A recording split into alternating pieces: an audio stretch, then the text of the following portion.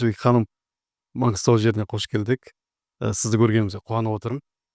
Осы азаматтық қоғам саласында жүрген бір белсенді, жарқын адамдардың бірісіз. Тек Маңғыстау облысында емес, жалпы Қазақстанда азаматтық қоғамда белсенді адамдар көп емес қой, жалпы алған кезде. Менің жеке ойым субъективті. Сол енді Маңғыстау жеріне келіп мына подкаст түсіретін болғаннан кейін бірінші өзіңізді іздедік. Осы жердегі азаматтық қоғамның кураторы ретінде ресми лауазымыңыз бар, Маңғыстау облыстық азаматтық альянсының президенті деген. Сол бірінші сұрақ, осы өңірдегі азаматтық қоғамның тынысы, не істеп жатыр, қалай жұмыс істеп жатыр, сосын ары қарай сұрақтар өрбей береді. Қайырлы күн, үлкен рахмет мына интервьюге шақырғаныңызға. Енді әрине Маңғыстау облысының басқа өңірлерге қарағанда ерекше белсенді деп айта аламын. Азаматтық қоғамы бізге енді Маңғыстау облысында статистикаға сәйкес 800-ге жуық үкіметтік емес ұйым, осындай қоғамдық ұйымдар тіркелген. Бірақ енді басқа өңірлер сияқты бізде енді барлығы 800-дің барлығы белсенді күшті деп айта алмаймын. Бірақ 120-ға жуығы белсенді қызмет жасайды деп айта аламын. Әртүрлі бағытта, экологиядан бастап мәдениетке дейін, жаңағы дін мәселесіне дейін қоғамның барлық саласы осы қоғамдық ұйымның қызметімен қамтылған деп айта аламын. Енді басым көпшілік әрине бізде экология, әлеуметтік қорғау саласы, өзіміздің ұйымда көп жылдан бері осы өңірде азаматтық қоғам дамытумен айналысамыз. Қазір таңда ең соңғы кезде мынандай бір тенденция бар. Бізде ауылдық азаматтық бастамалар белсенділігін байқауға болады. Ауылдарда көптеген үкіметтік емес ұйымдар құрылуда. Енді жалпы енді Маңғыстау халқы білесіз, өз белсенді қоғамдық ұйым құрмай-ақ бізде әлеуметтік желіде былай Оффлайн өмірде де ешқандай қоғамдық ұйымға бірікпей-ақ өте белсенді деп айтуға болады. Азаматтар өте көп. Әрине енді қоғамдық ұйым құрып, сол қоғамдық қызметпен айналысып жүргенде жетерлік. Ауылдық деңгейде бізде азаматтық белсенділер көп деп айта аламын. Бір пост жазса или немесе қандай бір әлеуметтік желіде пікір айтса, барлығы не айтады екен деп,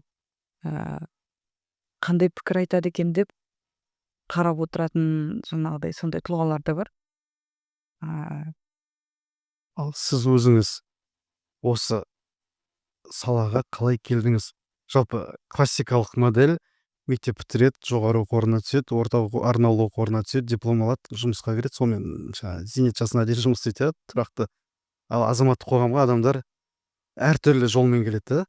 Қызық негізі осы салада жүрген адамдардың кездейсоқ келеді, бір өзін таба алмай жүрген адамдар топ етіп түсіп кетеді. Сосын бұл салаға кірген адам кеткісі келмейді, кеткісі жоқ та бұл азаматтық қоғам саласынан. Сіз қалай осы жұмысқа келдіңіз, осы салаға? Өте орынды сұрақ. Әрине әркімнің азаматтық қоғамға кездейсоқ адам келмейді, кездейсоқ келмейді деп айта аламын. Менде 2000 біздің ұйым жаңа айттым, 2005 жылы құрылған. Мен өзім 2009-2010 жылдары энергетикалық колледж деген оқу орнында экономика пәні мұғалімін, өзім экономистпін, заңгермін. Сол кезде жұмыс жасағанымда енді бізде жас мамандарды әртүрлі тренингтерге жібереді ғой, енді әдетте мұғалімдер білесіз. Ол жаздың кезі болды.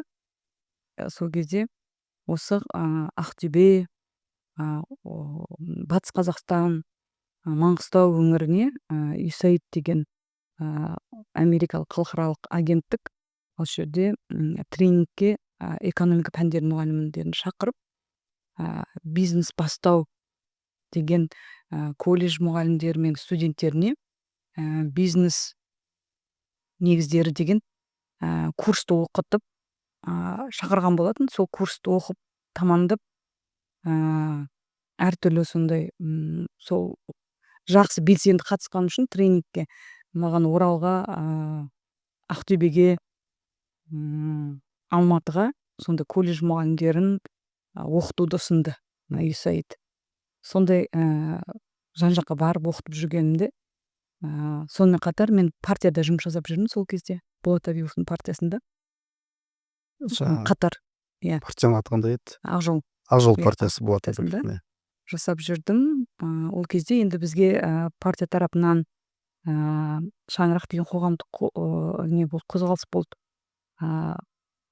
Осы Маңғыстау өңірінде зерттеу жүргізетін болдық. Менен сол белсенді партияның жаңа қызметкер ретінде сол жұмысты мойныма алып, осы жерде бірнеше сонда қоғам белсенділерінен интервью алатын болдым. Сөйтіп Жақсыгүл Махамбетова деген бар деді маған. Белсенді, сонда қоғам жаңа белсендісі, қоғамды ұйым жетекшісі, содан не алсаңыз болады деді. Әлеуметтік зерттеуге жаңа интервью алсаңыз болады деді сауалнамаға. Сөйтіп сауалнамаға қатыстырып, Жақсыгүл Шахзадаевнан сөйтіп таныстым. Енді әуелден жаңағы айтқандай өзім мектепте староста болдым. Университетте де сондай белсенді жаңа студенттік жаңағыдай белсенділік танытып жүргеннен кейін маған енді ол қоғамның жұмысына араласып кету анда қиын болған жоқ. Сөйтіп танысып, енді ол Жақсыгүл Шахзадаевнаға айтамын, сіз маған интервью беріңіз, мен осындай интервью жүргізіп жүредім деп. Деп келсе кетті. Сөйтіп мен енді интервью алып отқанынан байқаған болар, жаңағы сауатты, белсенді жаңағы соның ішінде жаңағы оппозициялық партияның жаңағы өкілі ретінде маған бір ұсыныс түсті. Айтады, мен сондай қоғамдық ұйымның жетекшісімін, сен бізге көмек көрсете аласың ба? Орысша, қазақша жақсы сөйлейді екенсің, сауатты деп. Біз Лукойл деген компаниясының осында Ақтөбе жаңағы осы Маңғыстау өңірінде Арай деген бағдарламаны жүргізіп жатырмыз деді. Соған волонтер керек деді. Көмектесу керек. Бизнес пландарды енді ол кезде Лукойл компаниясының өте керемет әлеуметтік бағдарламасы болды, Арай деген. Ол бағдарлама бойынша біз ауыл тұрғындарына бизнес план жазып үйретеміз де. Сосын ол бизнес пландарын жинап, енді Лукойл компаниясы Ресей компаниясы болғаннан кейін осында жұмыс әрекет етеді. Маңғыстау облысында сервистік нүктелі компания. Соған волонтер ретінде келгем, негізі бастапқыда қоғамдық ұйымдағы жұмысым сол волонтерлық ерікті ретінде көмек көрсетуге келген. Сол неден сол неден президенттікке дейін сол неде қалып, сол бір ұйымда азаматтық альянс деген жастар жетістіктері деген қоғамдық қор екен.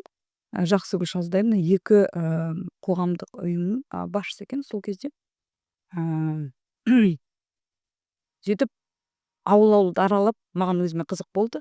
Ауылдар аралаймыз, барамыз, сондай сен бизнес тренер екенсің, сол ауылдарға, ауыл тұрғындарына бизнес негіздерін айтып түсіндірсең деген ұсынысты жаңағы қазақ тілінен жаңағы бизнес пландарды орыс тіліне аударамын. Сонымен қатар жаңа ауылдарға Жақсыгүл апаймен барып ауылдарды аралаймын. Маған өзіме де қызық. Ең бірінші біз Таушық деген ауылға бардық. Мен өзім бірінші рет бардым ол кезде. Сізге бір қызық мен айтып берейін, случай. Барсақ, үлкен, енді ауылда білесіз ғой, жаңағы облыстан бір өкілдер келеді десе, барлық ауылдың жаңағы ақсақалдарынан бастап, жаңағы ауыл әкімінен бастап барлығы қатты дайындалған екен. Бәрін жинап қойыпты. Енді ондай үлкен аудиторияның алдында бірінші рет шығуым. Жақсыгүл Шахзадаевна да нетті. Мен ол жаңағы жас не екемді, жастығымды нетті ма көріп, сен бүгін ауылдың тұрғындарына бизнес тренинг өткізесің деді. Лукойл компаниянын өкүлдөрү бар, журналисттер бар, касымызда Хабар, баардык осы өңүрдөгү мына республикалык деңгейдеги осундагы тилчилер биз менен бирге барды. Ол жердеги максатыбыз жаңы Лукойл компаниянын сол калкка арналган әлеуметтик жобасын жаңағы түшүндүрүү, көрүү, сол грант беретін бизнес ачууга. 100.000 теңгеден 850 мың көлемінде грант беретін ауыл тұрғындарына. Лукойл компаниясының бағдарламасы аясында біз осында қоғамдық ұйым ретінде сол әлеуметтік бағдарламаның операторы болдық. Бардық Таушық деген ауылға. Енді жаңағы мәдениет үйінде толтырып жаңағы адамдар отыр екен.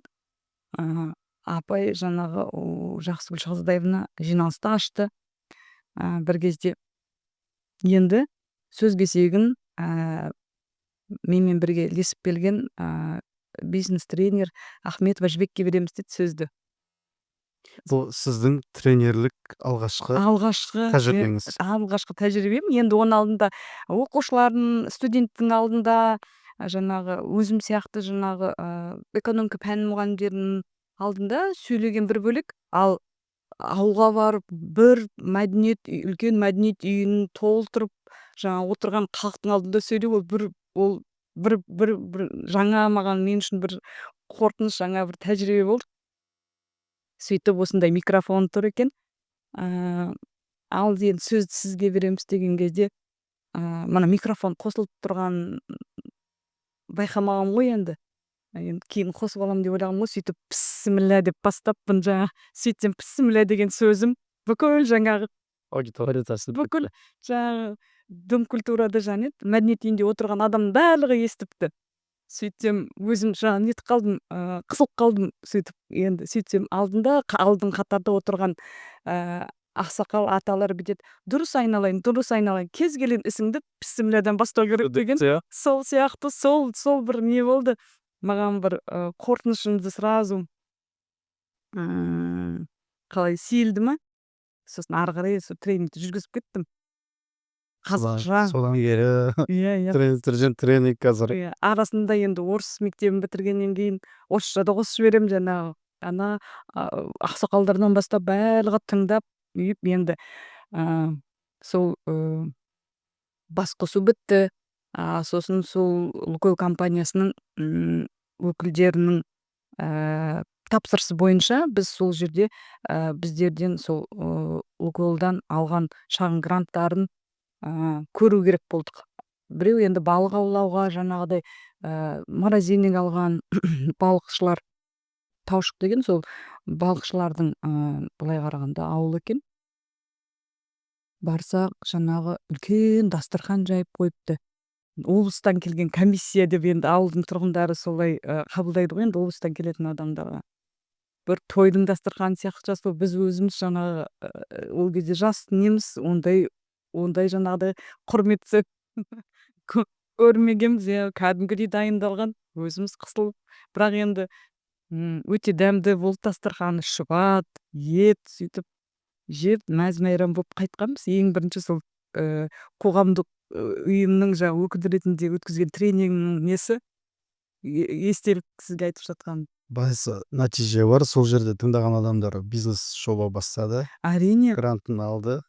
Егетін екті, дүкенін ашты. Жобамыз. Өте жақсы болды. Жақсы бастама. Лукойл компаниясының шынымен де Маңғыстау облысына деген одан кейін ондай бағдарламалар болған жоқ. Жібек Аманбайқызы, мына сұрайын дедім. Қазір сіз басқарып отқан азаматтық альянстың осы өңірге деген, осы өңірде рөлі туралы және өзіңіздің тәжірибеңіз басқарудағы менеджмент туралы айтып бере аласыз ба? Айтып жатсыз ба, президенттікке дейін келдім деп, сол тәжірибеңіз туралы жүріп өткен жолыңыз болсын, басқарудағы. Енді біздің ұйымға келетін болсақ, азаматтық альянсқа 20 жылға жуық тәжірибеміз бар. Маған дейін бұл ұйымды өте сондай білікті, белсенді, осы қоғамда өз орны бар.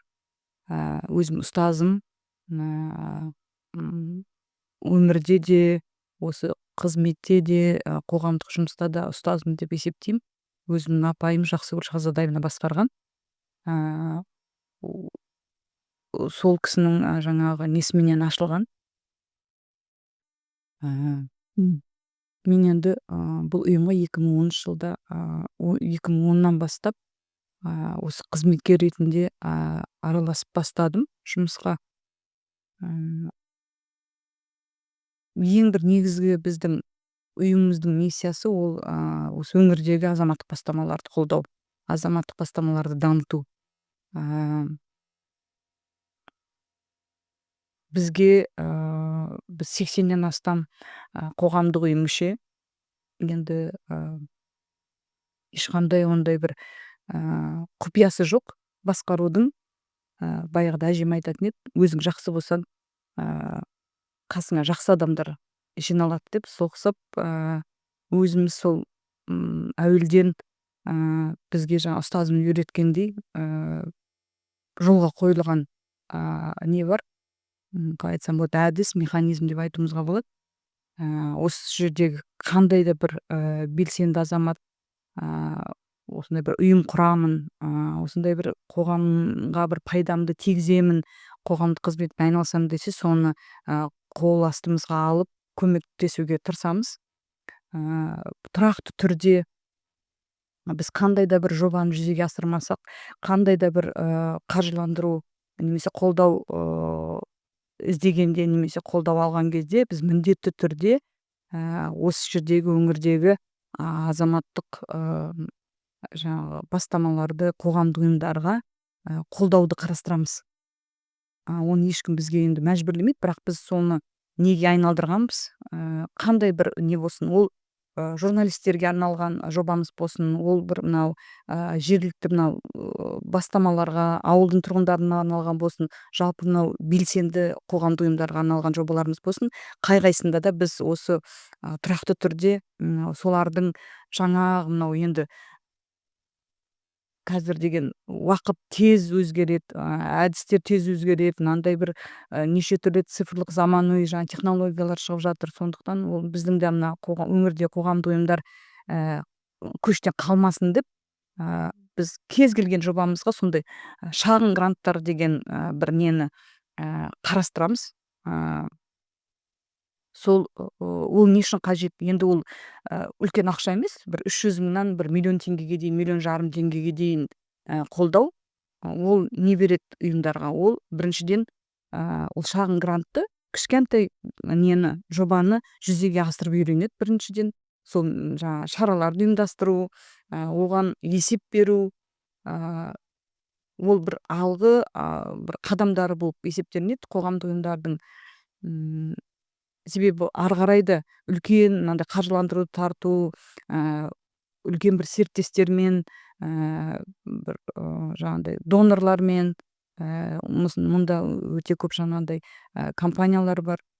Солармен жұмыс жасау үшін сен шын мәнінде кәсіби дағдың жақсы даму керек. Сондықтан біз өз жұмысымызда сондай әдісті пайдаланамыз.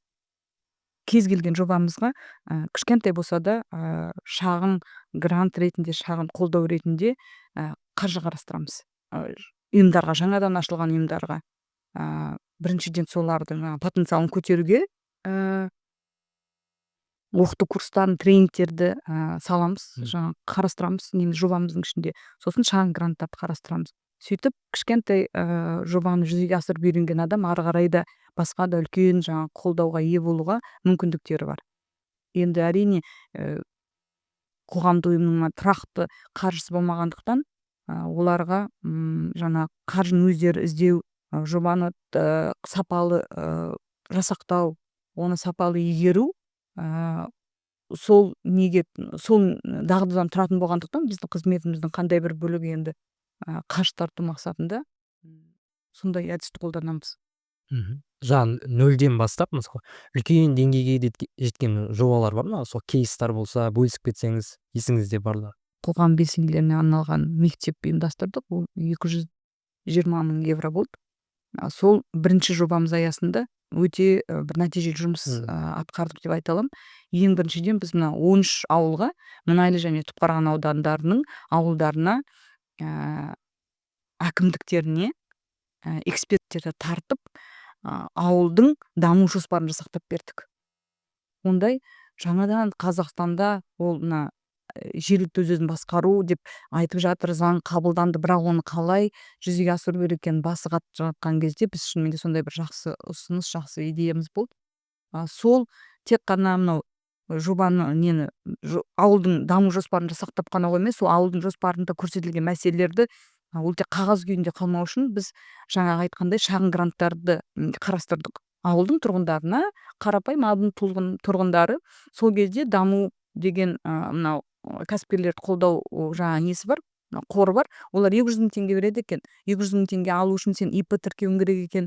Сосын жаңағы олардың жаңағы бизнес бастау деген бір несінен өтуің керек екен. Жаңағы өте қиындатып қойып кеткен. Бюрократия сияқты. Ал біз ол кезде 1,5 миллион теңге көлемінде ешқандай ИП-да тіркемей, ешқандай жаңағы қағазбастылықтың барлығын нетіп, кәдімгідей комиссия құрдық та, өзіміз жаңа бизнес тренерді шақырып, 40-қа жуық адам бізге бизнес идеясын ұсынды. Сол бизнес идеяны ұсынған адамдарды шақырып, бизнес план жазып үйреттік. Олар сол кезде таң қалды, біз қанша осындай нелерге барып жүрміз, үкімет тарапынан басқа жаңағыдай жасап жатқан нелерге бәрін нетеді, только бизнес план үйретпейді деді. Жаңағы ар жақ бер жағын ғана айта қояды, сізді нақты бизнес план үйретіп, жасап шығуға үйретті деп. Сол нәтижесі бойынша сол жобаның 22 адамға біз 1,5 миллион теңге көлемінде әрқайсына бизнес бастауға грант бердік. Қазір енді барсаңыз, біз сол 5 жыл өткеннен кейін бізге осында Евроодақтың 11 елшісі келді, 11 посол келді.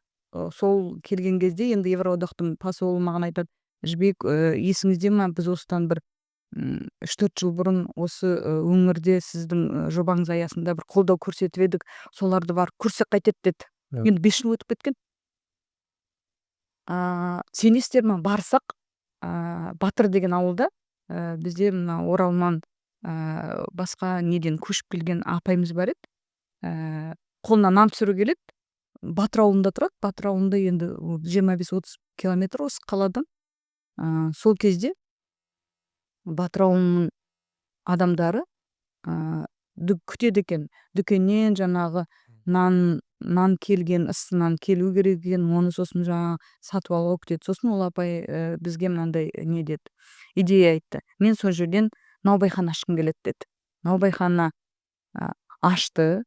Біз енді әрине өзіміз тарафымыздан да әкімдікпен жаңа қарым-қатынас жасап көмектестік. Яғни трехфазный счетчик қою керек екен, жаңағы жер орнын беру керек екен наубайхананы салу үшін.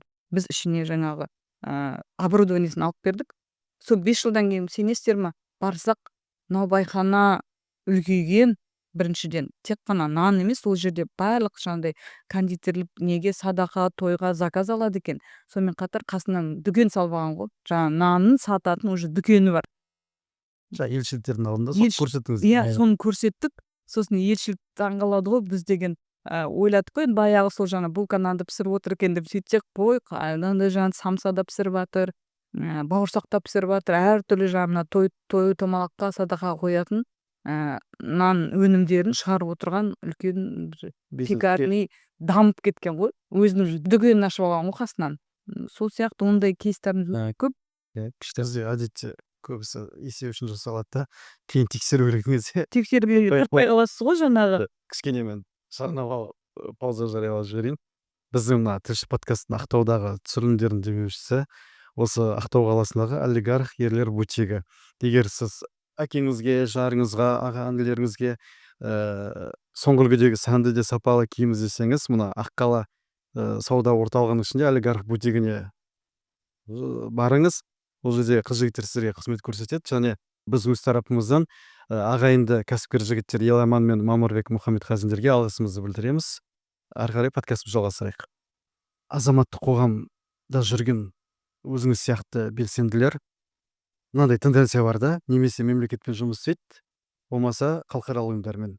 Екеуін қатар алып жүру кез келген белсендінің қолынан келмейді. Бір неге екенін білмей сондай тенденция бар да. Сізді енді желіден қарап отырамыз, кімдермен жұмыс істейсіз, қалай жұмыс істейсіз деген кезде сіз екі жақты да ренжітпей, екі жақтың да көңілін тауып, оны әрі ол жерде қолдауына ие болып, оны осы Маңғыстау өңіріне жаратып отырса, оның нәтижесі жаңағы кейстерден де көруге болады. әдетте мемлекеттен де ақша алып алады, бірақ нәтижесі көрінбейді. Халықаралық ұйымдардан да алып алады. Ондай облыстар да бар. Алып алады, грантты жоқ ары қарай жұмыссыз да көрмейді. Енді қағаз жүзінде бәрі күшті шығар. Сіз енді мен қадағалап отырамын, әрі үлгі қыламын өзіміздің Ақтөбе облысындағы азаматтық қоғам өкілдеріне де. Қазір басқа жаққа шыққан кезде Маңғыстауды қараңдар, Маңғыстаудан үлгі алыңдар, олар не істеп отыр, бәрін реттеп отыр деп. Сосын мынандай бір момент бар. Қазақстанның азаматтық альянсының президенті Бану Ғаниқызы. Ғаниқызы Ақтөбеге келгенде мынандай ой айтты. Бұл ойды жалпы кім, Айгүл Салбева, гражданский альянстың бұрынғы президенті де айтып жүр. Азаматтық қоғам тек мемлекеттің ақшасын ала бермеу керек. Азаматтық қоғам немесе халықаралық ұйымдармен ғана шектелмеу керек. Бизнестің де пайдалану керек, басқа да қаржы көздерін іздеп тауып игеру керек деген сияқты. Сізде енді осы белгілер бар да, соның құпиясы неде? Жаңағы мемлекетпен жұмыс істеу, халықаралық донорлармен, плюс бизнесте тарту, және оны бір көзге көрінетін жұмысқа пайдалану. Енді біздің жаңа айтқандай негізгі миссиямыз ол мына осы өңірдегі әлеуметтік мәселелердің шешілуіне атсалысу. Ол мен өйтіп жаңағыдай бөлмеймін. Себебі мәселе бар ма? Оны шешуіміз керек, оны көмектесуіміз керек шешуге. Ол қандай тараптың қолдауы болсын, біздің негізгі жаңағы мақсатымыз ол жаңа донормен де жұмыс жасау, немесе жаңа мемлекеттік жаңағы билікпен де жұмыс жасау емес. Біздің негізгі ол жоба жазуда, осы жұмысты жүргізу, қоғамдық жұмысты жүргізудің негізгі мақсатымыз ол қандай жолмен болсын, қандай қолдаумен болсын, жергілікті мәселенің шешілуіне атсалысу болды.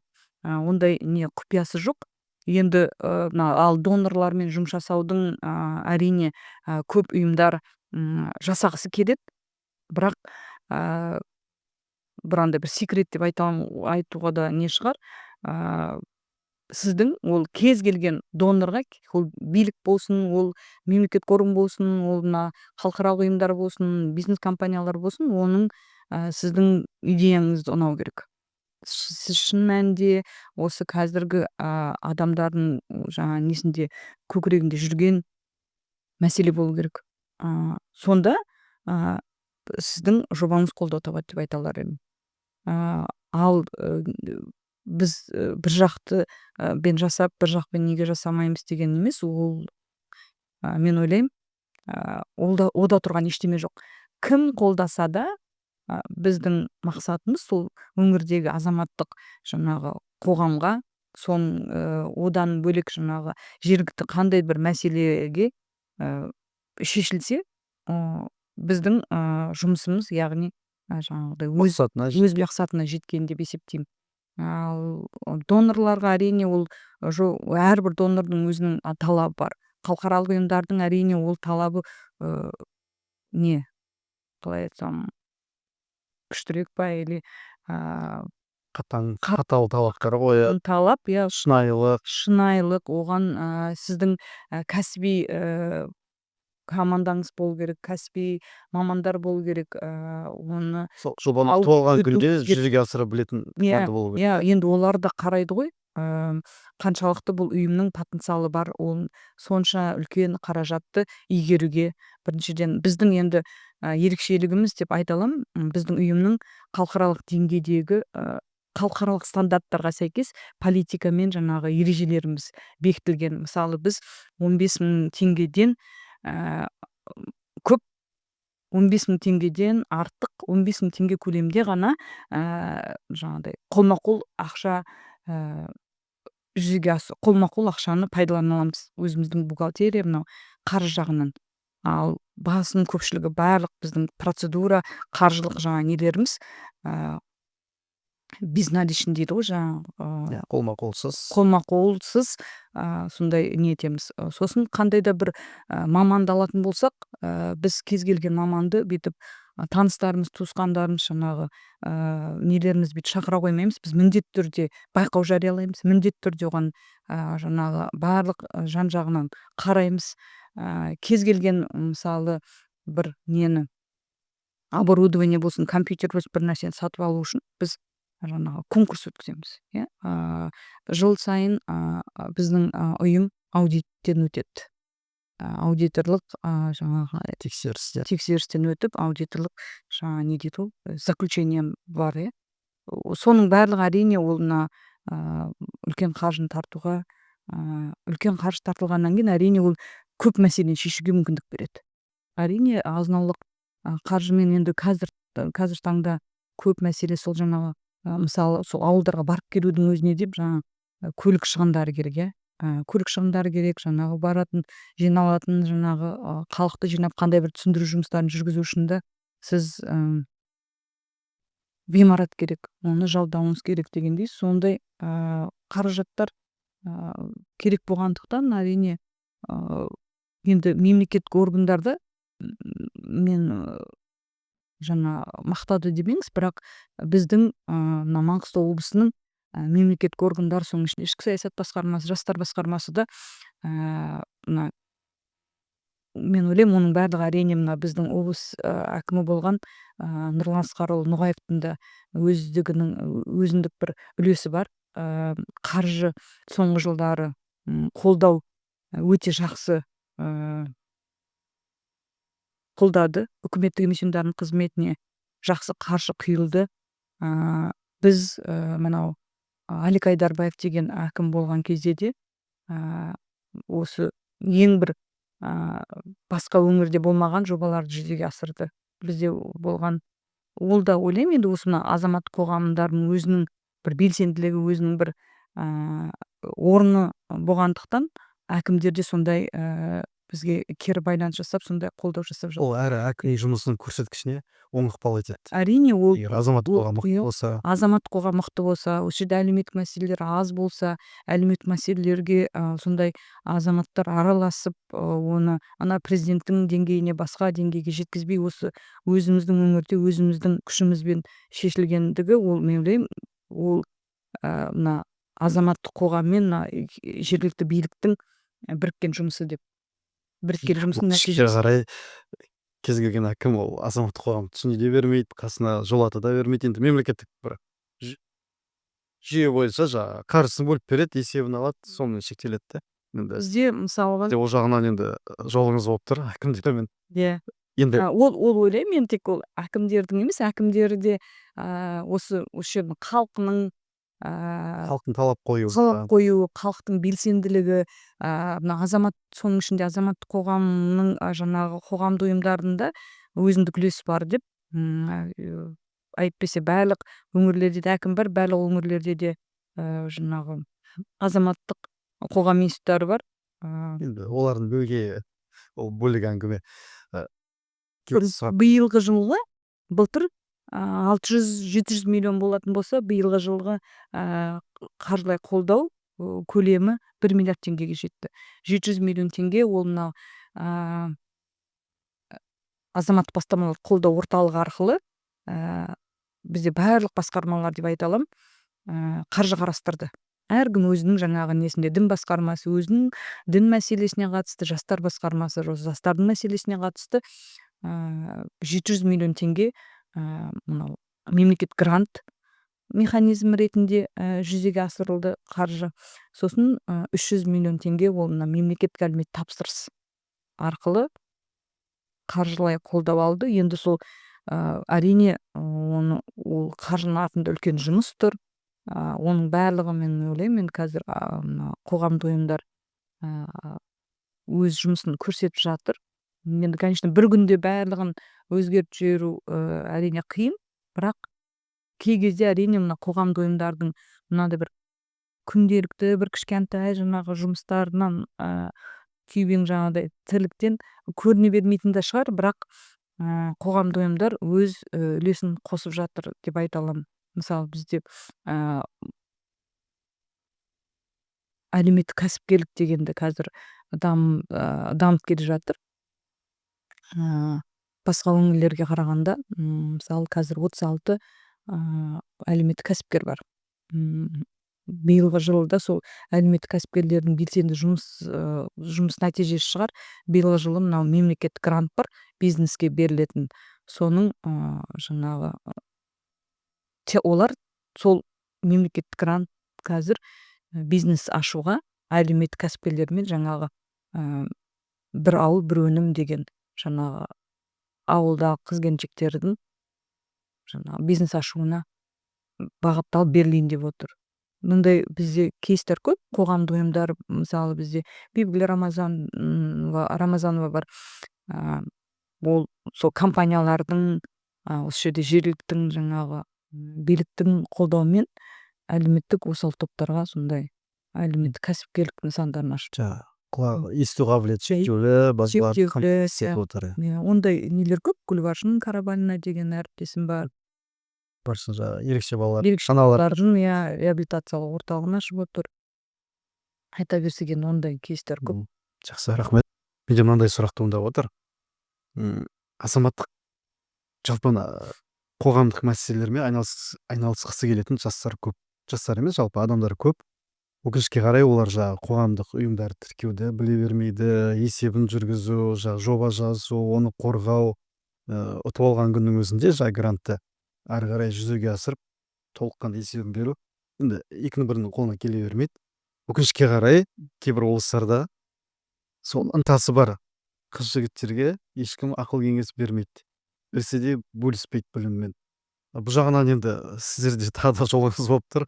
Сіздің арқаңызда енді ол бетіңіз айтқаныңыз, мен әрдайым осы үлгі етіп отырамын. Жібек Ахметова әр инициативасы бар адамдардың ізінен жүгіріп жүреді. Әй жоба жаз, әй есебін бер, әй ана грант шығып қалды, соны алып алсайшы, әкелі өзім жазып берейін, өзім есебін шығарып берейін деген сияқты жүгіріп жүресіз. Менің көргенім сол.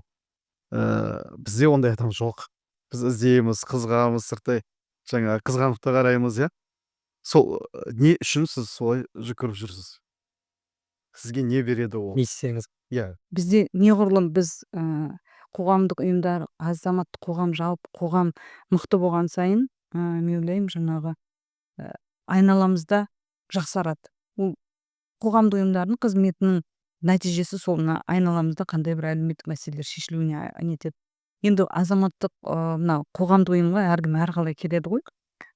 Бізде басым көпшілігі деп айта аламын, ашып жатқан, көмектесіп жатқан ұйымдарымыздың тарихын қарайтын болсаңыз, қалай ашылды, не мақсатта ашылды десеңіз, сол жетекшісі қоғамдық ұйымның, мысалы реабилитациялық жаңағыдай орталық ашатын, сондай бір мүмкіндігі шектеулі балалармен айналысатын ұйымның жетекшісінің несін алсаңыз, өз басынан неге ашты, неге қалай ашылды тарихын қарайтын болсаңыз, ол сол адамдардың өзінің баласы сондай жаңағы өз басынан өткен қалай айтсам болады, қиындықтан туындайды. Сондықтан сондай адамдарды көрген кезде, сондай ата-аналарды көрген кезде, бір қандай бір жиналысқа барсаң, өзім байқап қарап жүрем. Шынымен де сол ауылда біз енді облыс деңгейінде жұмыс жасағандықтан, біз облыстың орталығында орналасқандықтан, менің мақсатым сол әрбір ауылда сондай ұйымдар болса екен. Сол жердің билігімен жұмыс жасайтын, сол жердің қазір мысалы білесіз, әрбір ауылда мына 2018 жылдан бастап жергілікті өзін басқару несі жұмыс жасап жатыр. Әрбір ауылда өзінің дербес бюджеті бар. Демек сол бюджетті халықтың салығынан төленеді, халық салық төлейді ғой, сол салықтың барлығы ауылдың өзінің бюджетіне түседі. Бұрын ол орталықтандырылған неге түсетін еді, қазір әрбір ауылда, әрбір сол ауылда қанша 2000 халық тұра ма, сол 2000 жаңағы тұрғынның салқы, сосын сол жаңағы штраф дейді, жаңағы енді айыппұлдар сол неге түседі, ауылдың есеп шотына түседі. Сондықтан сол есеп шотқа түскен қаржыны бұрынғыдай әкімдер өздері шешім қабылдап оны жұмсай алмайды. Демек бізге сол жерде сауатты қоғам мәселесіне араласа алатын сондай деңгейде бюджетті жоспарлауға, бюджетті сол игеруге, бюджетке сол қай жаққа жұмсалған мониторинг жасайтын, демек кішкене бір кәсіби дағдысы бар жаңағы белсенді азаматтар қажет.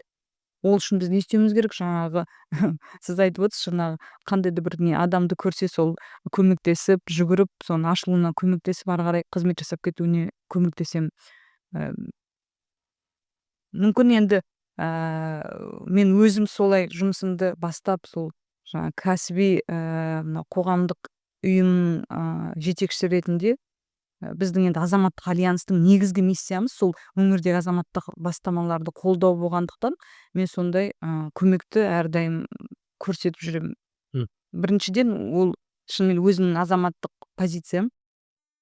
Екіншіден мына ұйымның басшысы ретінде осы ұйымның қызметінің миссиясы болғандықтан сол кәсіби жаңағы немді да қызметімді да солай көрсетуге тырысамын. Ол ешқандай не емес. Бұл күнделікті біз өмірімізге еніп кеткен жаңағыдай көп адамда кездесе бермейді. сыймай эле қалайын Қасиетті. иә. Сіздің Бірақ позиция айтады. сіздікіндей позицияда жүрген адамдарда кездесе бермейтін қасиет сол ғой, сол бөлек Менде айтып мынандай сұрақ бар еді.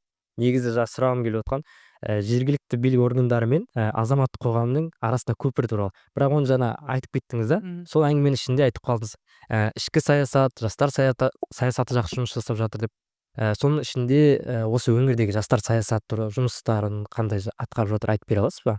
Көзіңізге көрініп жатқан өзіңіз. Иә, бізде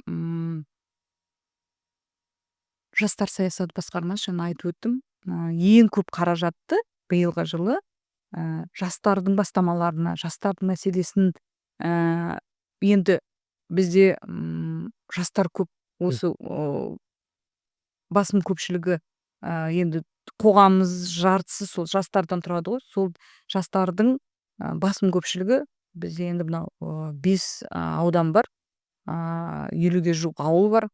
Барлық жерде жастар жұмыс жасағанда жастар енді ары қарай кімге сенеміз, кім біздің осы мына қоғамымызды ары қарай мына Маңғыстауымызды дамытады, сол жастардың қолында болғандықтан әрине күшті инвестицияны жастарға салу керек, ол дұрыс деп есептеймін.